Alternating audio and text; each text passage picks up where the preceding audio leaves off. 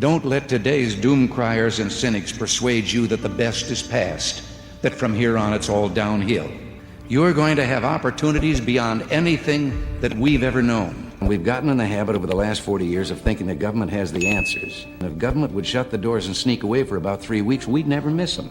There was a senator the other day listing all these crazy research programs and how much they were costing, and wound up his speech by introducing his own. He wants a study and a research of transcendental meditation.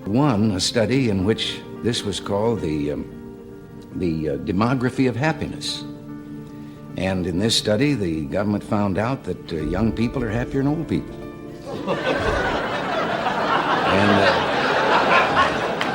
They found out that people that earn more are happier than people that earn less. People keep looking to government for the answer, and government's the problem. If they would just take a little inventory and look around, there's very little that government can do as efficiently and as economically as the people can do themselves. William Faulkner, at a Nobel Prize ceremony some time back, said, "Man would not only endure, he will prevail against the modern world because he will return to the old verities and the truths of the heart." And let me tell you one other thing I know for sure.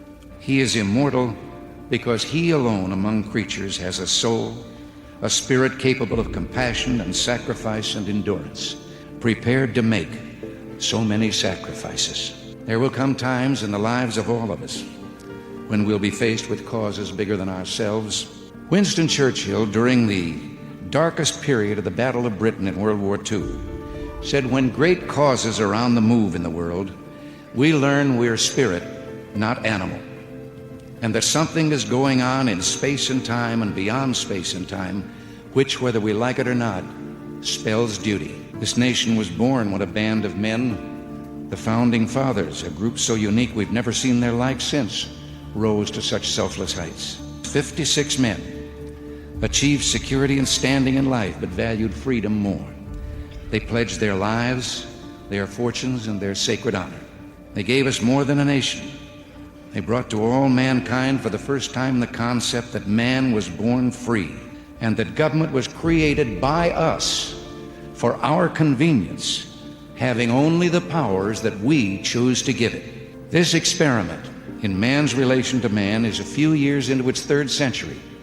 Saying that may make it sound quite old, but let's look at it from another viewpoint or perspective. If you could condense the entire history of life on Earth into a motion picture that would run for 24 hours a day, this idea that is the United States wouldn't appear on the screen until 3.5 seconds before midnight on December 31st. You know there are great unsolved problems. We still have a long way to go. It's news. Bad things are news. We keep hearing the bad things. We hear the accusations, and we're kind of used to accepting the accusation as proof of guilt. You are also, I know, looking at the future that seems uncertain to most of you, but which, let me assure you, offers great expectations. We who had preceded you had just gotten so busy that we let things get out of hand. We forgot that we were the keepers of the power.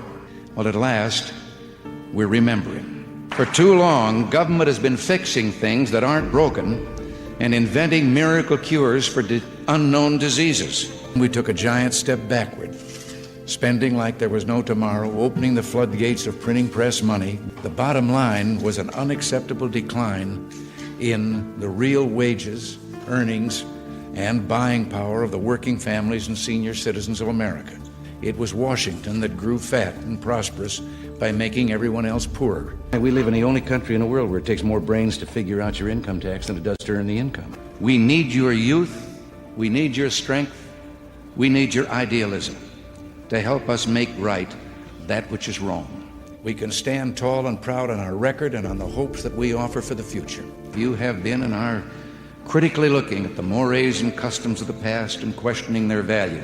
I know that you've been lectured at and spoken to, and a lot of things are going on. Don't discard the time-tested values upon which civilization was built simply because they're old.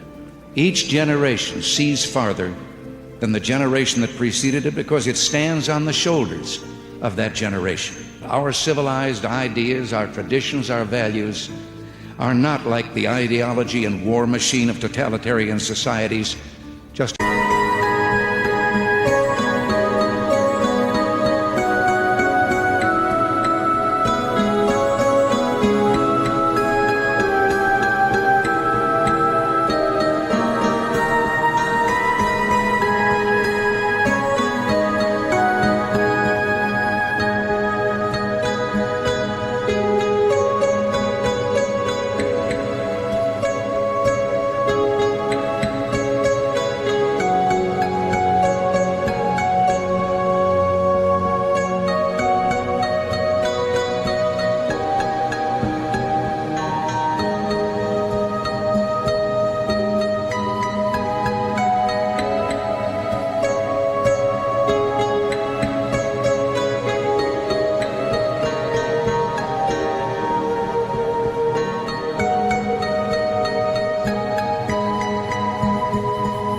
the facade of strength.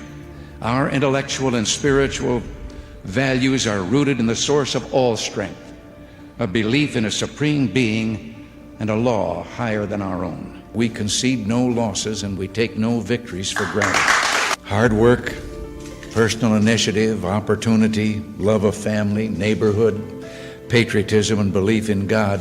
This is the noble and rich heritage rooted in great civil ideas of the West, and it is yours. Those values so crucial to a strong and a successful country. Those were the values that we pledged to defend and restore. No force on earth can stop individuals from achieving great goals when they have the will and the heart to pull together and work together.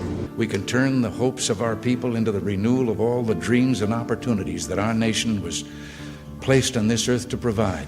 When it's written, history of our time won't dwell long on the hardships of the recent past. You're free to be whatever you want to be with no one and nothing stopping you. In a free society, you're free to invent yourself, to turn yourself into a great teacher, a race car driver, a minister, or a movie star, or a grower and seller of flowers. You could be anything. It's your invention, and there's nothing to stop you. We're going to build a future together that will enable every one of you to reach for the stars.